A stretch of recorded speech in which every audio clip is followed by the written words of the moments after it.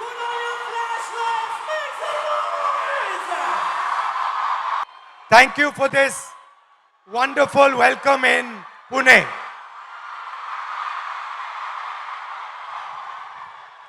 Today,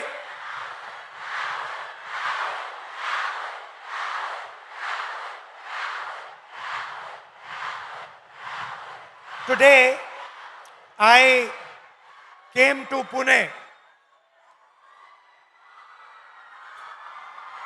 not to give you a lecture, not to tell you what I think, not to talk politics to you, but more to allow you to express yourself,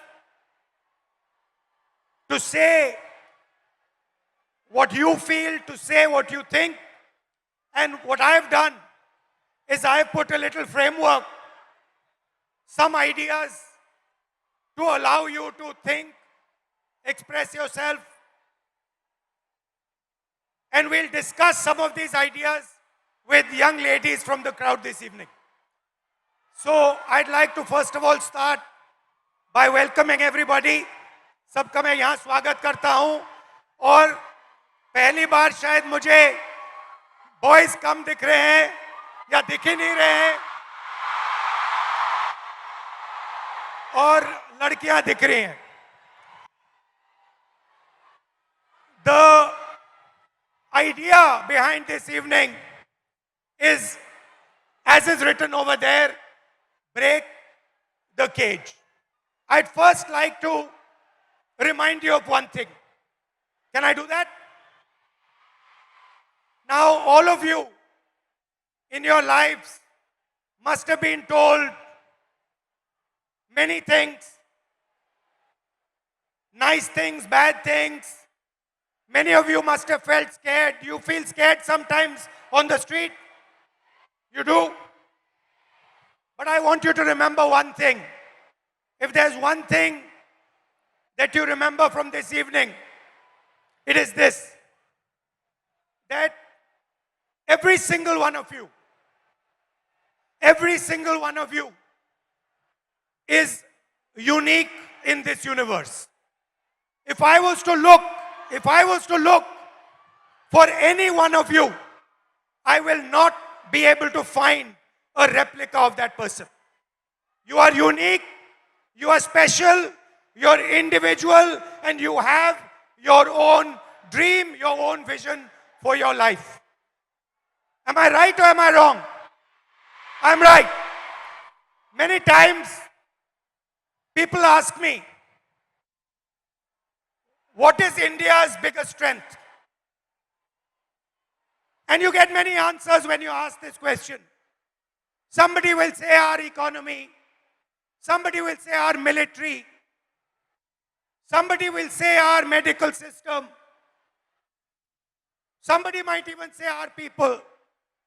But I am very clear on what is India's biggest strength, our biggest asset. And that strength is 70 crore unique journeys, unique imaginations, unique dreams that the women of India are living. Somebody might say to me, well, there are 70 crore men. How do you say that 70 crore women are more important? What is your logic? My logic is the following.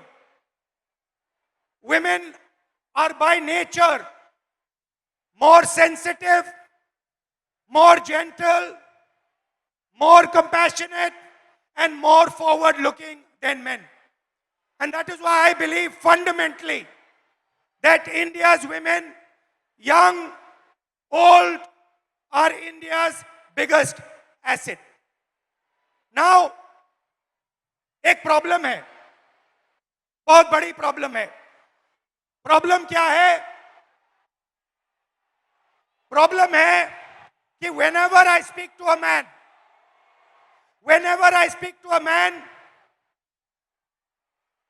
women are put in 3 boxes. You are either seen as a daughter, as a wife, or as a mother. Now, there is nothing wrong with being seen as a wife, daughter, or mother. Nothing wrong with it. But this cannot be your only identity. It cannot be that we have brilliant women who are doing completely fascinating and different things, who are professionals, who are sportswomen, who do multiple different things, and then the only identity that they are given by our men is these three. And notice that every single one of those identities has a relationship with a man. So you are either a mother or a wife or a daughter. And I'd like to quote over here the Manusmriti, which says clearly, in childhood, a female must be subject to her father. Meaning, the Manusmriti says, in childhood, a female belongs to her father. In youth, she belongs to her husband. When her lord is dead, she belongs to her sons. A woman must never be independent. This is a direct quote from the Manusmriti. And these words are a shame, because these words should never ever have been spoken. The most... Hello, how are you? Hello.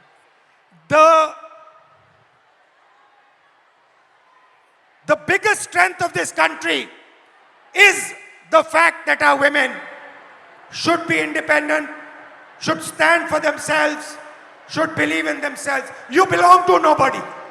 You do not belong to anybody except yourself. You have a relationship with your father. You have a relationship with your brother. You have a relationship with your husband. You have a relationship with your son. But you do not belong to them. You belong to yourself. And I'd like to listen to you.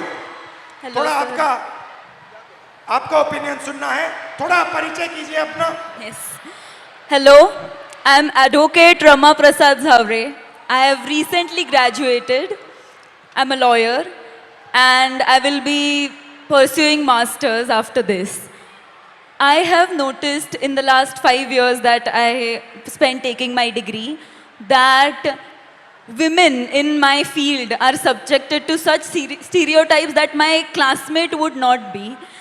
They are given opportunities, networking opportunities, and even cases being handed to them only because they are men and they don't have a family. It doesn't matter if they stay home or not. Also, I have heard from my senior that it is a waste spending money on my LLM only because after a few years I won't be practicing and I will be raising a family, and it's really sad to see that my degree is just diminished to a point in my biodata. So how, when this happens, when you're in an exam at work and you're being told that you're a second-class citizen, that your degree does not matter, a man's degree matters, your degree does not matter, how does it make you feel inside? What do you want to say to India, to your friends here, about how you feel? Because I'm sure a lot of them also feel the same way. Definitely. I want my colleagues, my teachers, my friends to have confidence in me that I won't need to prove that I have that degree. I studied for it, I put my energy, efforts into it, and I will be successful. I don't think I need to prove it to a man. Because Now, this is, I like this. She's saying that Why do I need to prove it to a man? Why does a woman 24/7 have to prove to a man that she is good enough? Fundamental question. Would you like to say something about that? Hello, my name is Jnaneshwari. I'm from Pune, Maharashtra itself. I completed my master's in culture, media and governance from Jamia University, Delhi. And I lost my father before 3 years. And after that, How? he got a cancer. After that, there was so much family pressure, society pressure, community pressure. My dad was a sanitary worker. And I had a huge pressure. You have to do the relinquishment certificate. You have to submit the certificate. You will not. If I'm asking anything in a property or in anything, it's like I'm asking for. I'm asking for like. It's not my right. It's I'm asking for the. घर में जो भी सारी चीज़ें हैं उसमें मैं हिस्से मांग रही हूँ, हिस्सेदारी मैं कर रही हूँ. As a woman I am asking for a हिस्सा. हाँ, और as a like if is any other man, if my I have my brother and it's his right, but if I am asking it's मैं हिस्सा मांग रही हूँ. If your brother is asking, Yes. it's his right. Yeah. And if you are asking, मैं हिस्सेदारी कर रही हूँ घर Your? में. मैं हिस्सेदारी कर रही हूँ. हिस्सेदारी. Okay.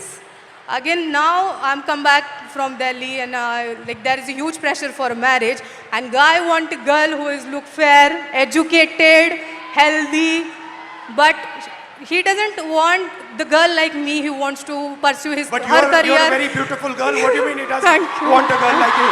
Thank you. But they want a girl like me, but they don't want like a girl who is who wants to pursue her career in journalism, in PR, or any social where you connect with the people, or it has a social job. They don't want like girl like me. They want 9 to 5 girl who is doing office work. She will come back at 5. She will serve you She will cook for you. She will serve you food and everything. The girl like me who wants to go into the journalism field, who wants to go on the. But why would a man not be proud of a wife who goes out, works, is independent, is living her own vision, her own dream? Why is it that the Then- man is uncomfortable with this idea? Then I think the man or his family would not be able to control on her, But why is this control so important for a man? because always women treated as a secondary sex or human. They're not treated as an equal, or they're not treated as an equal human being or an equal citizen of this country, I feel. Do you think men feel they are superior to women? Yeah, definitely. Yes. They do. Yes, they do. So it's a mindset problem. Yeah, it's a mindset problem. It's a patriarchal problem. The way it's And you come into contact every day of your life with this patriarchy. yes, The roads are controlled by the patriarchy, yes, right? yeah. The businesses are controlled by By the patriarchy. patriarchy. The school education system is controlled by the patriarchy. There is a caste hierarchy. Yeah. So how do you feel about this? Like I just wanted to treat my education, or I wanted to look at my education it's a dignified thing. I wanted to treat myself as a human being, not as a secondary person or the citizen of this country. Do you get angry? Every day, You get every angry night. that what is going on? How is this Yes. happening? Yes, every day I got angry. Every night I started thinking about this, how it's like this. I'm educated. I completed my masters in Jamia. Still, I'm facing this. I'm an educated one. Still, I have to face this every day, every night, in every table conversation. It's every time. It's like, oh, you are the girl. You will You get. are? You are a girl. You will get everything. It's not about, oh, okay, you are educated, you have your own dreams, you have your own ideology, you can think, you have your own thoughts. It's not never like this. It's always like you are a girl, you are good looking, so any man will get married to you and you will have a good life.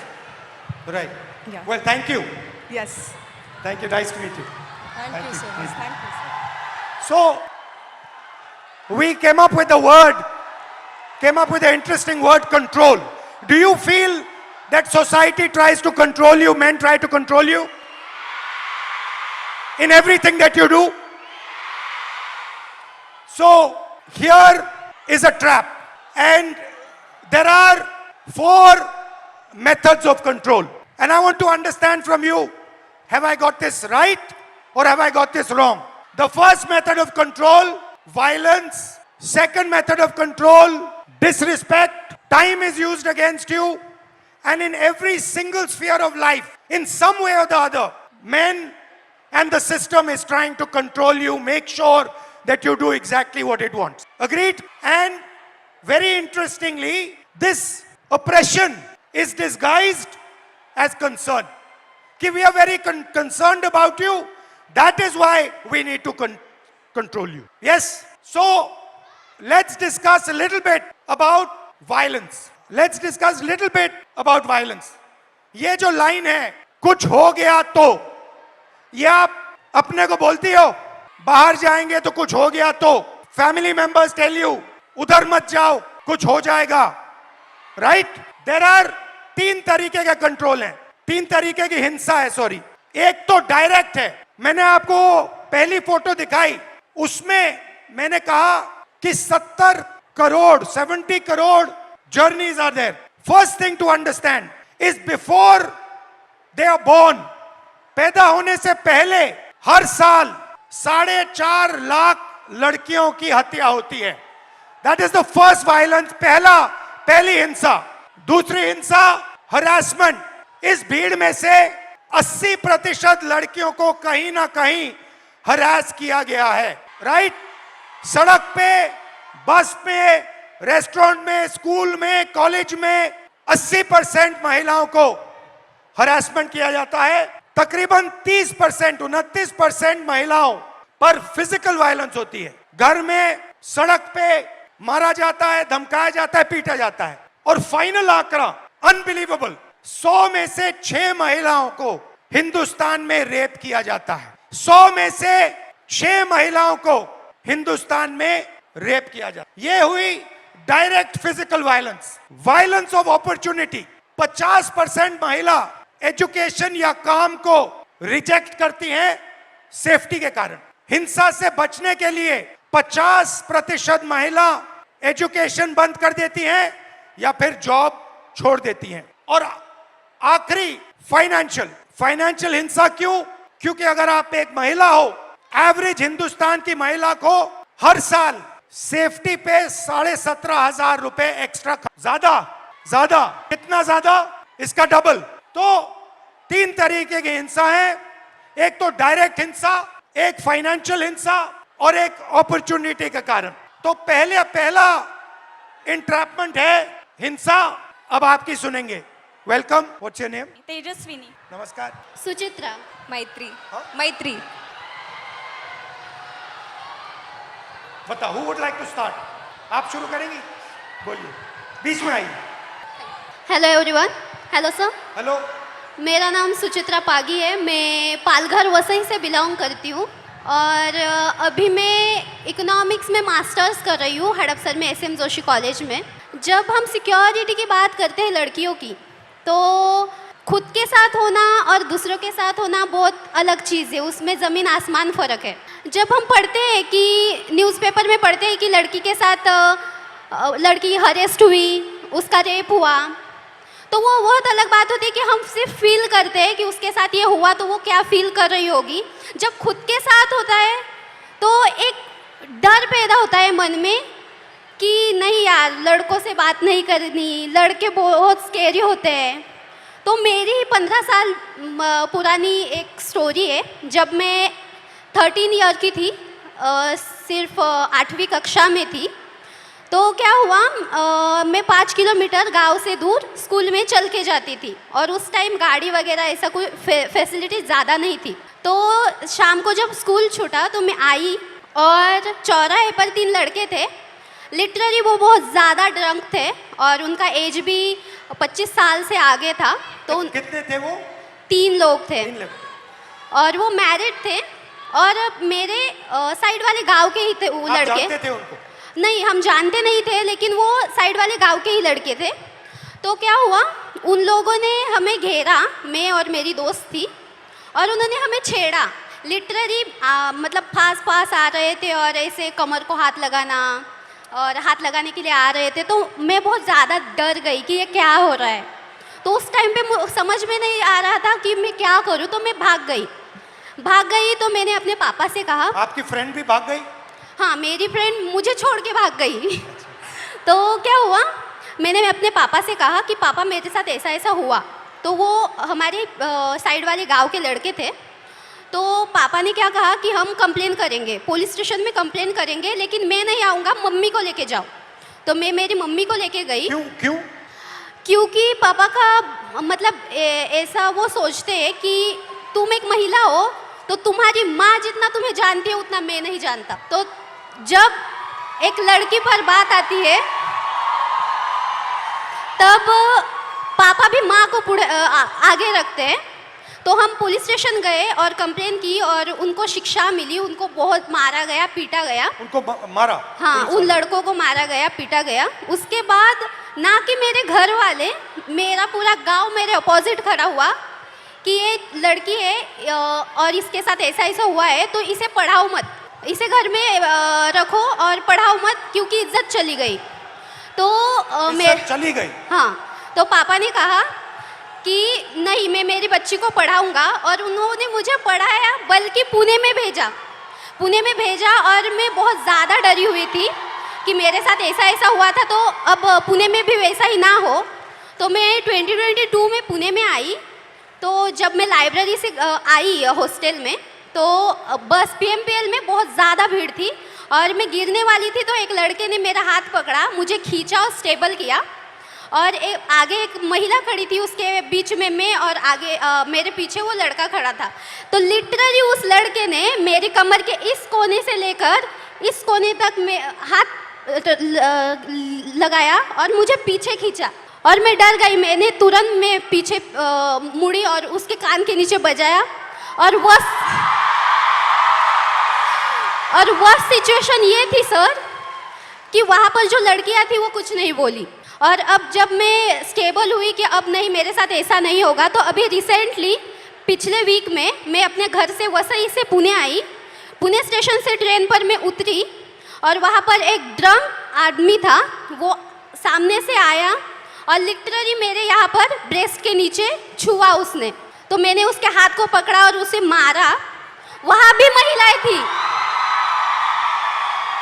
वहाँ पे भी लड़कियाँ थी, महिलाएं थी, लेकिन वहाँ भी उन्होंने कुछ नहीं बोला। मतलब ऐसी सिचुएशन है हमारे इंडिया में, महाराष्ट्र में, कि लड़की के साथ ऐसा होता है तो भी कुछ लड़के होते हैं, लड़कियाँ होती है, वो अपने बहनों की तरफ नहीं बोलती, वो सिर्फ तमाशा देखती रहती है। तो मुझे यही सबसे बोलना है कि बहनों भाइयों, प्लीज़ सपोर्ट करो और अपने सामने कुछ ऐसी सिचुएशन आ रही होगी तो प्लीज़ सपोर्ट करो और उसको बचाओ। मेरे साथ जो हुआ वो किसी लड़की के साथ नहीं होना चाहिए। और मैं बताना चाहूँगी सर कि अभी जो मेरे साथ जो इंसिडेंट्स हुए, तो मैं बहुत ज़्यादा डरती हूँ लड़कों से। मेरे मन में एक डर बैठा हुआ है कि लड़के सब ऐसे ही होते हैं, लेकिन आई एम सॉरी टू से, बट सारे लड़के ऐसे नहीं होते ना। Thank you. मेरा नाम तेजस्विनी है। मैं फैशन टेक्नोलॉजी में मास्टर कर रही हूँ, अभी 2nd ईयर में हूँ। मैं एक छोटे से गांव से आती हूँ। हम 4 बहनें हैं और एक छोटा भाई है। मैं आफ्टर 10 जब पुणे आई तो बेसिक तक का एजुकेशन है वो पूरा किया। कुछ रिश्तेदार, घर वाले, मेरी सिस्टर्स की सपोर्ट के बेसिस पे। पर आफ्टर दैट मैं आगे पढ़ना चाहती थी, तो मेरे घर वाले बोले कि अगर तुम्हें पढ़ना है तो अब शादी कर लो और पति के घर जाके जो करना है वो कर लो। देन आई डिसाइडेड कि नहीं, मैं नौकरी करूँगी और पढ़ूँगी। तो अभी 5 साल से मैं नौकरी कर रही हूँ और साथ में पढ़ाई कर रही हूँ। मेरे कुछ मतलब इस स्ट्रगल में मेरे कुछ दोस्तों ने मुझे साइकिल खरीद के दी, तो ये सब मैनेज करते मैं जब साइकिल से ट्रैवल करती हूँ तो मतलब इतना आम हुआ है, इतना नॉर्मलाइज हुआ है कि कोई भी आके कट मार के चला जाता है या फिर कमेंट पास करके चला जाता है या कुछ गाना गाता है जो सेक्सी सॉन्ग हम बोलते हैं वो कर देता है। तो मतलब ये इतना नॉर्मलाइज हुआ है कि मैं अभी रिएक्ट करना भी मैंने छोड़ दिया। किया है, क्योंकि मैं करूँगी तो भी क्या करूँगी, क्योंकि जो मैंने सुना था रेसलर के साथ जो हुआ, जिन्होंने हमारे देश के लिए गोल्ड मेडल लेके आए, उनके जो गुनहगार थे उनको क्लीन चिट दे दी। तो मैं तो एक सामान्य घर की लड़की हूँ जिसको ठीक से सपोर्ट भी नहीं है। और मुझे और एक बात कहनी है, क्योंकि मैं जैसे मैंने कहा गांव से आती हूँ, तो मैंने अपने टेंथ तक की जो एजुकेशन है वो गवर्नमेंट स्कूल्स में की है, जो कि अभी 90,000 के ऊपर स्कूल बंद हुए हैं। और मेरी सारी बहुत सारी लड़कियां हैं जो वही स्कूल में पढ़ती है, और उनका अभी वहाँ पढ़ना बहुत मुश्किल हो जाएगा, क्योंकि कौन सी भी माँ अपनी छोटी सी बच्ची को 10 किलोमीटर आगे नहीं भेजेगी। मेरा 10th तक का हुआ तो मैं यहाँ तक आ गई, पर पता नहीं जिनके स्कूल बंद हुए हैं उनका क्या होगा। तो मेरी बस इतना ही कहना है। My name is Maitri. I am currently a psychology student studying in Pune University. And I travel by daily commute by public transportation literally almost every single day. And I feel like safety is becoming a very big concern because I leave early and return home late. So it becomes a very... What time? What time? I you leave at what time? around 8 a.m. and I come home around 9:30 p.m. That is very late for where I live. Yeah. So I feel I coming from an urban city is very probably I don't have to give up my education because of my safety. But the girls from the rural area region have to. Their parents prefer that if they have to send their female children out to study because villages don't really have schools for higher education. They prefer their son goes outside instead of their daughters because it is really safe. And I feel if education, the access to education has to become so difficult, I think it is becoming a barrier for education. Why do you think this mindset, ये जो mindset है कि बेटे को educate करना है, बेटी को एजुकेट नहीं करना है, बेटा जॉब कर सकता है, बेटी को जॉब नहीं करना है, ये माइंडसेट आता कहाँ से? I think the social norms created around कि लड़के कमा के खिला देंगे माँ बाप को, लड़कियों को तो शादी करके जाना है, तो लड़की का करेंगे क्या? Thank you. तो नेक्स्ट, अभी हमने आपको हिंसा की बात की, अब कंट्रोल की बात करते हैं। लड़की बहुत मॉडर्न हो गई है। 60% हमारी जो लड़कियां हैं, 60% घर से अकेली नहीं जा सकती। अगर घर से बाहर जाना होता है तो किसी के साथ जाना होता है। सेकंड, 45% शादी के लिए या हाउसवर्क के लिए 45% शादी या हाउसवर्क के लिए ड्रॉप आउट करती हैं। और आखिरी जो शायद सबसे अमेजिंग आंकड़ा है, और इससे तो मैं बहुत हैरान हुआ कि इस देश में सिर्फ 8% महिलाओं के पास इंडिपेंडेंटली ओन्ड प्रॉपर्टी है। मतलब फाइनेंशियल कंट्रोल, मूवमेंट पे कंट्रोल, और आप क्या करोगे उस पे कंट्रोल। नमस्कार, hello. My name is Pradnya. Nisha. My name is Shekamna Usama. You can say. What? Yeah, I'm a translator. I'm Anushka, and my name is Anushka, and I'm translator for Nisha. Yeah. So, कौन शुरू करेगा? आप करेंगे? बोलिए। So, नमस्ते control, sir. आपको control कैसे किया जाता है? फाइनेंशियली कंट्रोल कैसे किया जाता है? मूवमेंट में कंट्रोल कैसे किया जाता है? So, namaste sir and hello everyone. My name is Pradnya Kumar Gawande and I am the student of YSY BSc Cyber and Digital Science. So sir, हम सब समझ रहे हैं या फिर ऐसा बोल रहे हैं कि पूरा जो वर्ल्ड है अभी AI पर डिपेंड है और साइबर सिक्योरिटी पर डिपेंड है। तो मुझे पहले से ही साइबर सिक्योरिटी ये कोर्स करना था, बट ये कोर्स गवर्नमेंट कॉलेजेस में अवेलेबल नहीं है और पुणे के रेपुटेड कॉलेज की फ़ीस अराउंड 3 लाख मतलब एनुअल फ़ीस है सर ये, जो कि मैं अफोर्ड नहीं कर सकती। मेरे पापा ड्राइवर है और मम्मा हाउसवाइफ है मेरी, मुझे एक छोटी बहन भी है और इसके अलावा मैं बच्चों को इवनिंग ट्यूशन्स वगैरह पढ़ाती हूँ। क्लिनिक में एज अ रिसेप्शनिस्ट में काम करती हूँ, जिससे मेरा ट्रैवलिंग वगैरह मैनेज हो जाता है। तो मैंने मेरा डिसीजन चेंज करके दूसरे कॉलेज में एडमिशन लिया, जहाँ पे मुझे साइबर सिक्योरिटी स्कॉलरशिप के साथ नहीं मिल रहा था, तो मैंने दूसरा कोर्स ले लिया, cyber and digital science. So sir, मैं क्विक हिल फाउंडेशन की तरफ से साइबर अवेयरनेस करती हूँ, और मुझे बच्चों की प्रॉब्लम्स ये समझ आ रही है, महिलाओं की प्रॉब्लम्स ये समझ में आ रही है कि एआई के द्वारा उनके फ़ोटोज़ बहुत अश्लील मतलब वे से एडिट करके उनको डिमांड की जा रही है कि अगर आप मुझे इतने इतने पैसे नहीं दोगे तो मैं आपके फ़ोटोज़ सोशल मीडिया पर डाल दूंगा।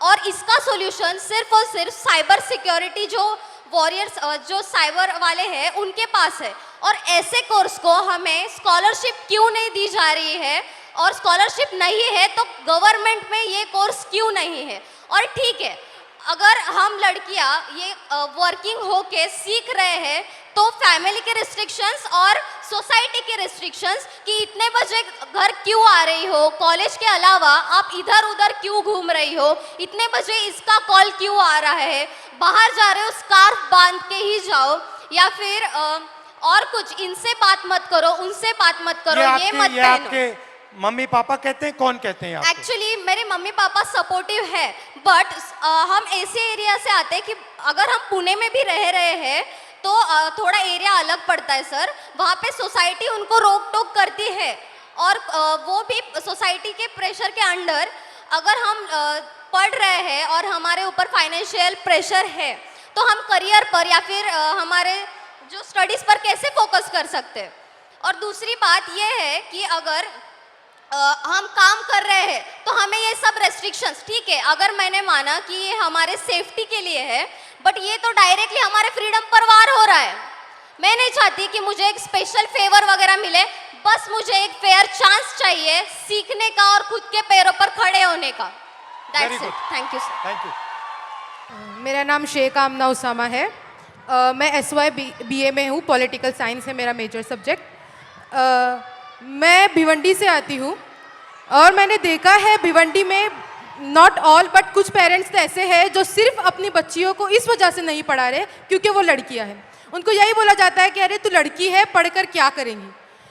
उनको ऐसा लगता है कि ये पढ़ेंगी तो ये इकोनॉमिकली इंडिपेंडेंट हो जाएंगी, और वो उनको इकोनॉमिकली डिपेंडेंट रखना चाहते हैं because they want to enjoy the patriarchy और कंट्रोल ओवर देम। उसके अलावा सेकंड थिंग ये है कि my parents are very supportive. उन्होंने इतना कुछ होने के बाद भी मुझे बहुत सपोर्ट किया है और पुणे पढ़ने के लिए भेजा। पुणे में मैं एक UPSC एस्पिरेंट हूँ, तो मुझे क्लासेस जाने के लिए, कोचिंग क्लासेस जाने के लिए मैं पब्लिक ट्रांसपोर्ट का यूज़ करती हूँ। पब्लिक ट्रांसपोर्ट में भी लड़कियाँ इतना अनसेफ फील करती है कि कभी कभी ऐसा होता है कि अगर आप बस में चढ़ो और कोई आदमी के पास एक सीट खाली है बस की, तो आपको 10 मरतबा सोचना पड़ता है कि मैं बैठूं या मत बैठूं, मैं रुकूं कि कोई महिला के बाजू में सीट खाली हो जाएंगी, मैं उधर जाके बैठूं। तो ये सीट मिलने के बाद भी बैठने के लिए 10 मरतबा सोचना पड़ता है। सेकंड थिंग, जब हम देखते हैं कि बस बहुत ज़्यादा फुल है, हद से ज़्यादा रश हो गया है, तो भी सोचना पड़ता है कि अरे जाए या मत जाए, कोई छेड़ देगा, कोई बैग टच कर लेगा, तो ये एक टेंशन रहता है। इसका अपोजिट, अगर बस पूरी खाली है तो भी जाने से डर लगता है। मतलब आपको क्या करना है, आपको भरी हुई बस में चढ़ना नहीं है, आपको खाली बस में चढ़ना नहीं। मतलब हमने पब्लिक ट्रांसपोर्ट को भी ऐसा बना दिया है ना कि गर्ल्स को सेफ फील ही नहीं होता है। तो मैं गर्ल्स से भी और बॉयज़ से भी कहना चाहूँगी कि अगर आपकी वजह से लड़कियाँ अनसेफ फील कर रही है तो आप ही का काम है कि उनको सेफ भी फील कराए। अगर किसी के साथ ये होता हुआ देखें तो प्लीज़ उसके अगेंस्ट में आवाज़ उठाए, एक दूसरे को सपोर्ट करें, बिकॉज हम ये नहीं चाहते कि हमें बहुत ज़्यादा अपॉर्चुनिटी चाहिए, बट जितना हमारा राइट है इक्वल अपॉर्चुनिटी हम भी डिजर्व करते हैं। हेलो राहुल जी, मैं आपको सबसे पहले बताना चाहूँगी कि मैं सुबह से मुझे बहुत बुखार है, लेकिन उसके आगे की बात ये है कि मैं जो मांजरी में पिछले 10 दिनों से भूख हड़ताल चल रहा है, जो मेरे भाई बहन जो अनशन पर बैठे हैं वहाँ से मैं आई हूँ। तो मुझे कहाँ बैठे हैं? मांजरी में, पुणे में ही। अच्छा, और क्या कारण क्या है? जो हमारी मांगे है वो इसमें लाए हैं, मैं आपको आगे देने बोलो वाली बोलो थी। बोलो। तो हमारी मांग है कि हमें शिक्षा चाहिए और मैं आपको मराठी में समझाऊंगी ताकि मैं जो ताकि मेरी बात है वो अकेली निशा की नहीं है, वो सब ट्राइबल स्टूडेंट की है, पूरे देश की है, पूरे महाराष्ट्र की है। इसलिए मैं आपको मराठी में बात करके बताऊंगी। जो आम्ही जे उपोषणासाठी बसलेलो आहोत, आमचे भाऊ आणि त्याच्यामध्ये आमच्या 2 बहिणी देखील बसलेल्या आहेत आणि त्यातलीच एका बहिणीची तब्येत खूप नाजूक झाली, तिला आज हॉस्पिटलमध्ये नेलंय आणि हे सगळं असताना देखील जेव्हा आमचे प्रतिनिधी मंत्रालयामध्ये गेले तर तेव्हा जे आमचे जे आदिवासी विकास विभागाचे मंत्री आहेत ते काय बोलले असतील तुम्हाला सांगितलं तर तुमच्या अंगावर काटा येईल। ते म्हणतात सॉरी मी याच्यावर काही करू शकत नाही, हे सीएमच्या हातात आहे। मग तुम्ही जर आदिवासी विद्यार्थ्यांच्या विकासासाठी तिथं बसलेत तर तुम्ही जर तिथं आमच्या विकासासाठी बसल्यात आणि तुम्ही जर आमचा विकास साधू शकत नाही तर तुमचा तिथं बसण्याचा अधिकार नाही, हे मी आज ठणकावून सांगते। आणि दुसरी गोष्ट म्हणजे मी अजून एक सांगेल की ज्या आमच्या भागामध्ये ज्या आश्रमशाळा असतात तिथं जे सेंट्रल किचन पद्धत लागू केली, जसं की एका ठिकाणी जेवण बनणार आणि ते 70-80 किलोमीटर लांब घेऊन जाणार आणि त्यामुळे ते जेवण खराब होतं, त्यामुळे विषबाधा होते आणि विद्यार्थी आताच एक गोष्ट झाली गडचिरोलीमध्ये, कारण आदिवासी ज्या आश्रमशाळा आहेत त्याच्यामध्ये बेडची सुविधा नाही आहे, पिण्याचं पाणी देखील नाही आहे। त्याच कारणामुळे गडचिरोलीमध्ये विद्यार्थ्यांनी झोपेत असताना त्यांना मण्यार सापाने दंश करून 3 विद्यार्थी मेले आणि 3 विद्यार्थी अजूनही हॉस्पिटलमध्ये आहेत। तर आमची मागणी अशी आहे की त्या विद्यार्थ्यांच्या पालकांना ॲटलिस्ट 1 कोटीची तरी मदत करा आणि ह्या सरकारने त्यांची मदत 4 लाखांवर मोजलेली आहे। तसंच आमचं त्यांना एक म्हणजे मागणं आहे की ज्या आमच्या आदिवासी विद्यार्थिनी असतात, तुम्ही जर पाहिलं ते जे आदिवासी हॉस्टेल आहेत ते जे शहरं आहेत जसं की पुणे मुंबई, तर जे पुण्याचा जो सेंट्रल भाग आहे तिथं नाही आहेत, मांजरी कोंढवा, और इस वजह से जो हमारा शिक्षण है, हम जो पढ़ते वो पढ़ने के लिए टाइम ही नहीं रहता क्योंकि 4-4 घंटे हमें वहाँ जाने आने में ही लगते हैं। तर ह्या सगळ्या मागण्या घेऊन आम्ही मागच्या 10 दिवसापासून उपोषणासाठी बसलोय। तर माझी तुम्हाला विनंती आहे की मी तुम्हाला जे आता निवेदन दिलं आहे त्याचा विचार करून तुम्ही आमच्या आदिवासी विद्यार्थ्यांसाठी काहीतरी करून आमच्या मागण्या सोडवण्याचा प्रयत्न कराल। थँक्यू। तो बताओ ओके, इन्होंने अपने कुछ मुद्दे आपके लिए लाए हैं। तो पहला पॉइंट ये है कि आदिवासी कम्युनिटी से वो बिलोंग करती है और आदिवासी डिमांड्स के लिए आ जाओ इनके काफ़ी भाई बहन सारे उपोषण पे पिछले 10 दिनों से पुणे में ही बैठे हैं। क्या मेन डिमांड क्या है? इनका डिमांड एक बार मेन डिमांड क्या है? मेन क्या डिमांड जो ट्राइबल जो डिपार्टमेंट है उसने जो जीआर लागू किया है, जैसे कि जो हॉस्टल में नियमावली होगी वो उसमें लिखा है कि हम मतलब 13 साल तक ही पढ़ सकते हैं कि 13 साल तक ही हम हॉस्टल में रह सकते हैं। और फर्स्ट डिमांड ये है उनकी कि ये जिस ट्राइबल हॉस्टल्स में ये रह रही है वहाँ पे ऐसा रूल है कि वो सिर्फ 30 इयर्स तक ही वहाँ पे रह सकती है। आफ्टर दैट ये सरकारी हॉस्टल है? हाँ, ट्राइबल कम्युनिटी का जो हॉस्टल होता है वो सभी सरकारी होता है। और ये सारी डिमांड्स ये लोग सीएम के पास लेके गए और वहाँ से उन्हें बताया गया कि सॉरी हम कुछ नहीं कर सकते। हाँ, तो उनका कहना है कि फिर अगर आप कुछ नहीं कर सकते हो तो आप बैठे क्यों हो कुर्सी। और आप क्या चाहती हो, किस एज तक उसको करा जाए? ज़्यादातर 35 एज तक भी हम म्हणजे आम्ही जरी आम्हाला 35 वर्षासाठी पण 35 वर्षापर्यंत जरी दिलं तरी ठीक उनको आहे। 35 इयर्स तक हॉस्टल मिलना चाहिए। 35 इयर्स हो जाएगा तो खुश हो जाओगी? वैसे तो हमें ये एज की लिमिट है वो ही नहीं चाहिए, लेकिन ये सरकार है वो तो आपको भी पता है, लेकिन हम ये चाहते हैं कम से कम ये 35 एज तक भी आ पाए, इसलिए मैंने ऐसे बोला। लेकिन हम मुझे आप वहाँ इनवाइट क्यों नहीं कर देते? हमने आप मुझे वहाँ बुला लो।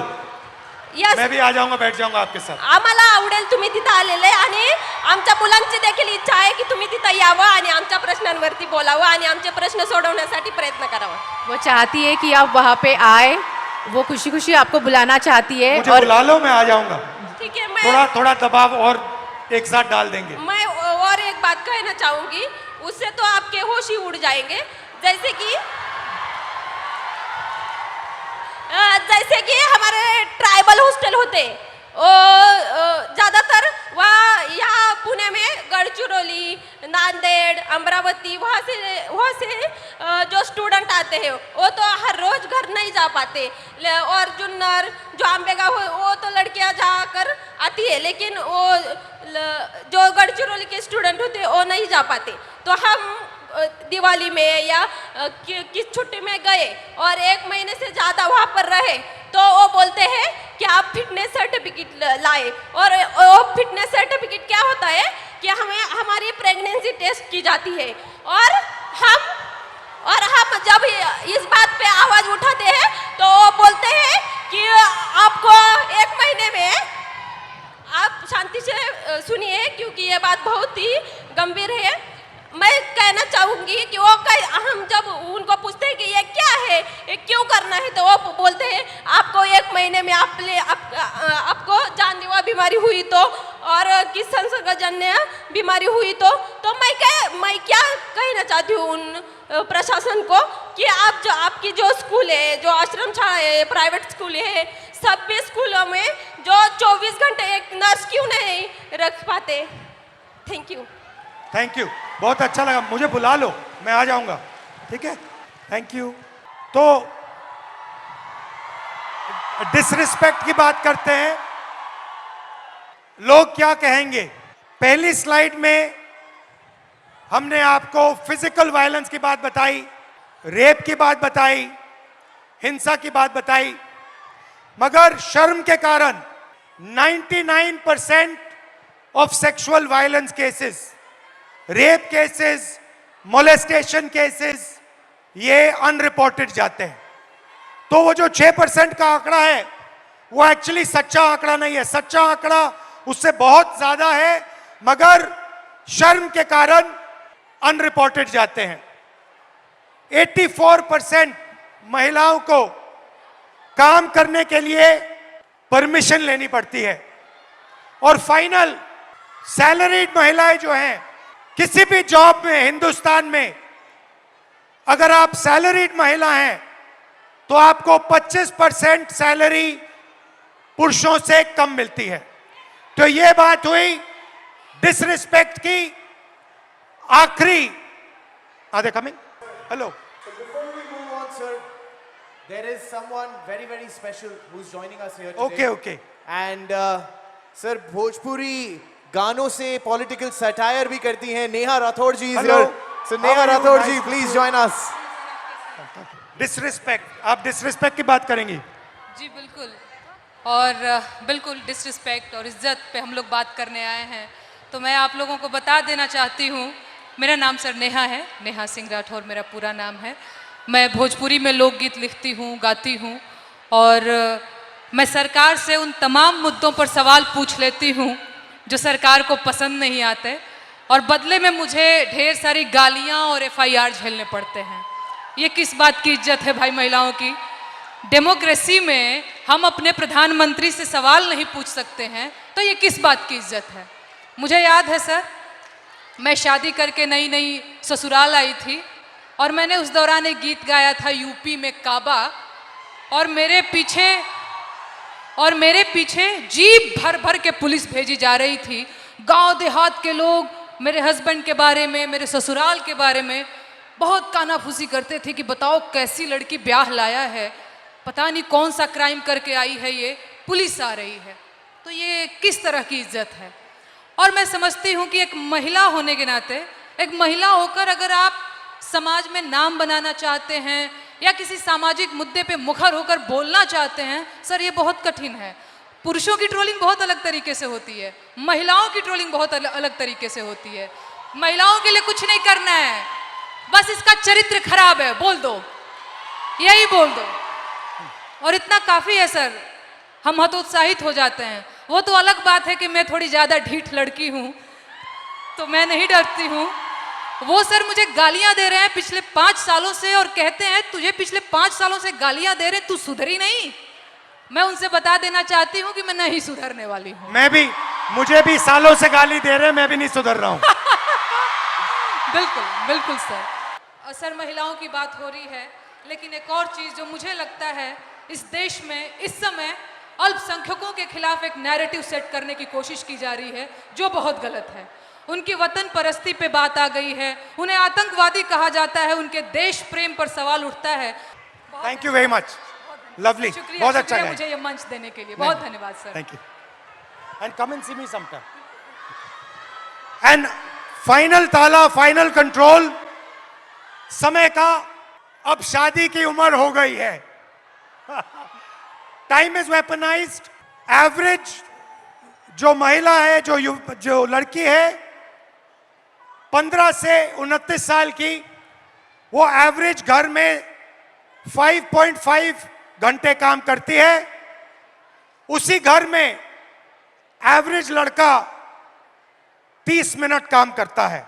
लड़का बाहर जा सकता है, लेट आ सकता है, कभी भी बाहर जा सकता है, मगर आप लोगों को 8 बजे शाम वापस आना पड़ता है, कर्फ्यू होता है। Right right. और फाइनली एज लिमिट के बाद जो लड़के होते हैं एग्जाम्स 1, 2, 3, 4 बार ले सकते हैं, मगर मैरिज एज 23 साल होती है।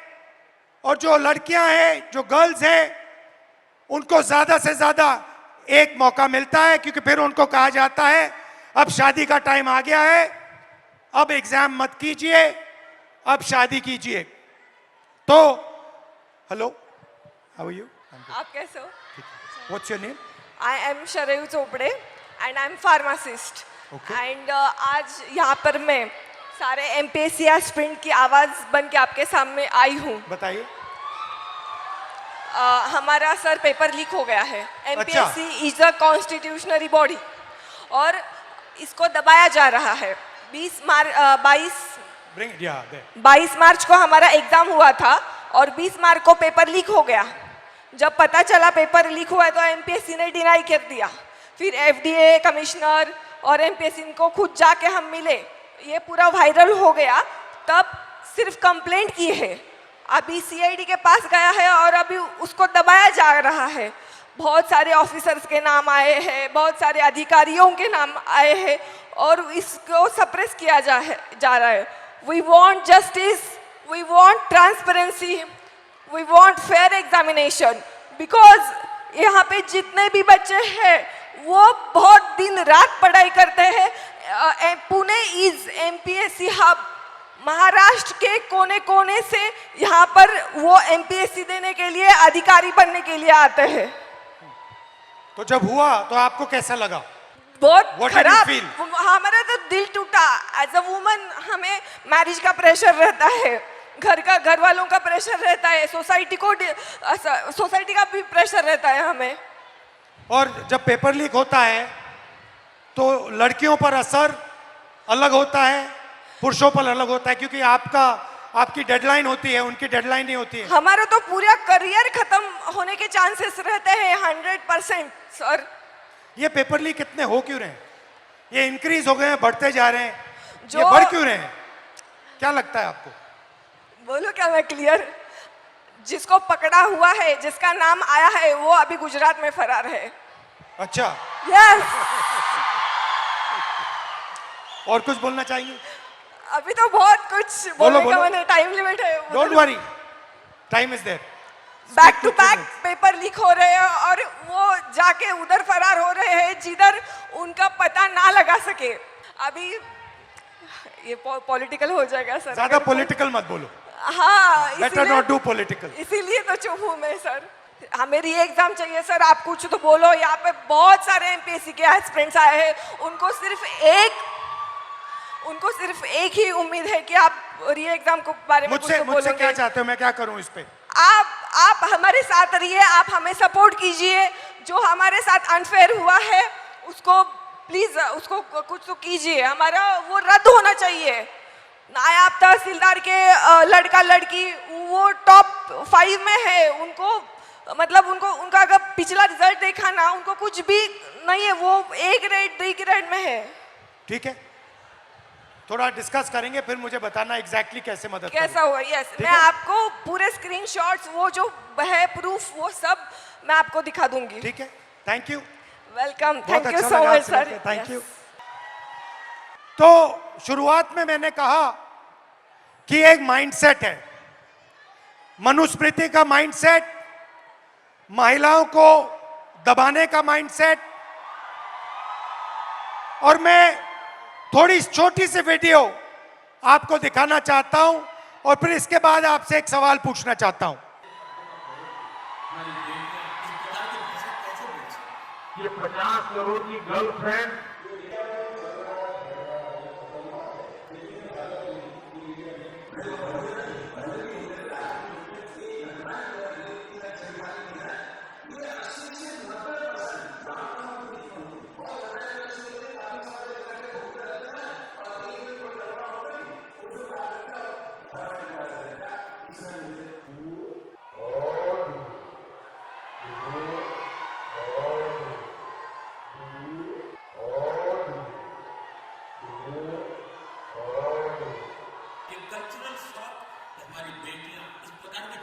तो मेरा सवाल है और आपसे सवाल है कि जंतर मंतर में गालियां लड़कों ने भी दी और लड़कियों ने भी दी, बट प्रधानमंत्री कह रहे हैं कि गाली देना कल्चरल शॉक लगा हमें, क्योंकि लड़कियों ने गाली दी।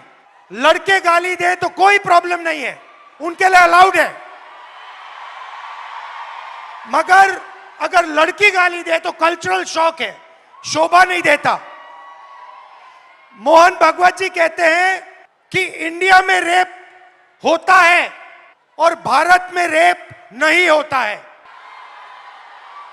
खट्टर जी कहते हैं कि 80% रेप महिला के कारण होते हैं। तो ये एक माइंडसेट है और ये इस माइंडसेट से लड़ाई चल रही है। माइंडसेट क्या है कि लड़की की एक जगह है, वो पिंजरे में बंद होनी चाहिए, उसका कंट्रोल रहना चाहिए, उसको काम नहीं करना चाहिए और लड़कों को फुल फ्रीडम मिलनी चाहिए। वो जो भी करना चाहे करें, गाली देनी है गाली दें, काम करना है काम करें। ऐसा हिंदुस्तान हम नहीं चाहते। हम न्याय चाहते हैं, सबकी रिस्पेक्ट होनी चाहिए, सबकी रिस्पेक्ट होनी चाहिए, लड़कों की होनी चाहिए, लड़कियों की होनी चाहिए। और ये जो आपके दिल में है, जो डर है, इसको जल्दी से जल्दी मिटा देना चाहिए हमेशा के लिए। तो आइडिया क्या है? ये जो महिलाएं हैं, जो लड़कियां हैं, ये हिंदुस्तान की स्ट्रेंथ है। आप इस देश की फाउंडेशन हो, आप इस देश के फ्यूचर हो। आपको पेट्रियार्की दबाती है, डराती है, धमकाती है, कंट्रोल करती है। मिलकर इस पेट्रियार्की को खत्म करना है। Smash the patriarchy. And my message to you, simple message, be loud, be proud and fight for your space in society. Hello, we'll do it. I'll just do it. Hello.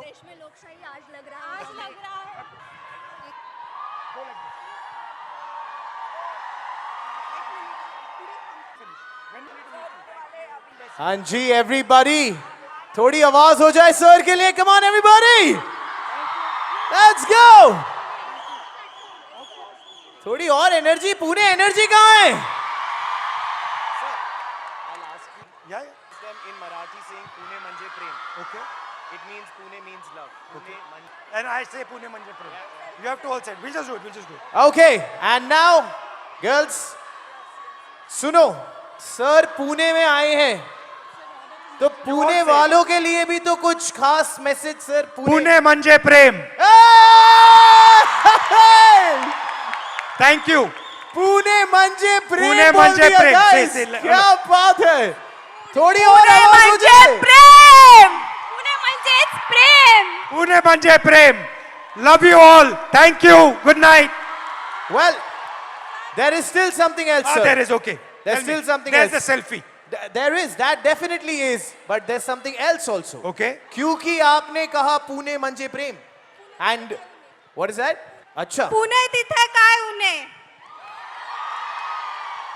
And now, Thank you. and now, सब तैयार हो जाओ sir के साथ selfie के लिए everybody. सारे mobile flashlight on, सारे के सारे. सर, पिछली बार आपने पिंक शर्ट पहना था, ये तो जलजला मच गया था. इस बार yellow is the season. I am sure पूरा इंडिया ये भी फॉलो करने वाला है. Let's get a nice selfie now everybody, come on. Here we go. Very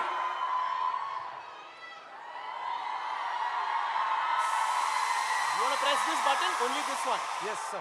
This one. Yeah. Come on, Pune! Thank you. And on that note, thank you, sir. We truly, truly, truly love you. Thank you. And you are the person we look forward to do anything Thank and you everything. very much. Thank you for being Thank here, you. sir. And thank you everybody.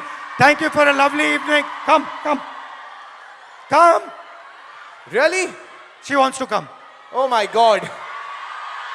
अब तो sir ने कह Why दिया don't the है. other girls also come?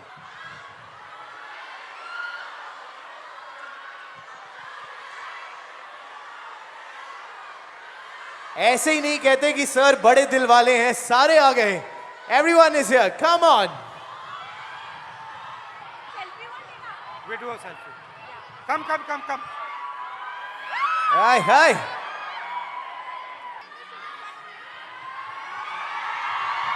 What's your name?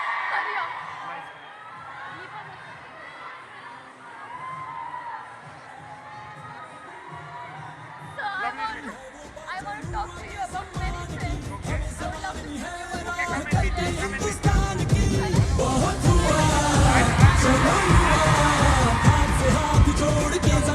And on that note, Pune, मजा आया तो आवाज हो जाए. एक कल्चरल शॉक. हमारी बेटियां इस प्रकार की भाषा कैसे बोल सकती. क्या बेहतरीन दिन रहा है सारे लड़कों को वहां पे. Thank you brothers. Thank you. Good night.